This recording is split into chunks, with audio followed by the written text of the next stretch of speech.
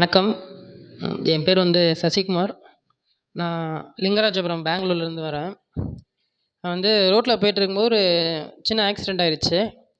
அதில பார்த்தீங்கன்னா, என்னோட இந்த லெஃப்ட் ஹேண்டு எல்போ டிஸ்லோகேட் ஆகி ஃப்ராக்சர் ஆயிருச்சு.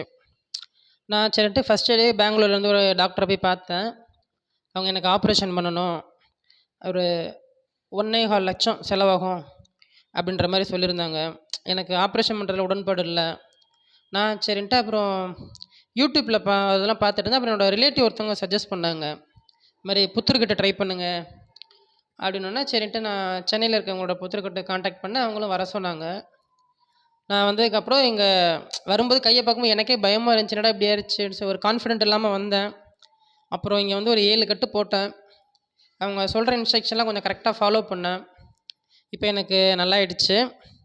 அப்போ கட்டு முடிஞ்சு இப்போ 10 நாள் ஆகுது. எனக்கு இந்த பிசியோதெரப்பி இதெல்லாம் கொடுத்தாங்க. இதெல்லாம் பண்ணுங்க அப்படின்னு சொல்லி கொடுத்தாங்க. நான் பண்ணேன். இப்போ எனக்கு நல்லா நீட்டாக மடக்க எல்லாம் நல்லாயிருக்கு. ரொம்ப நன்றி. நான் உண்மையாலுமே இந்த அளவுக்கு எதிர்பார்க்கவே இல்லை.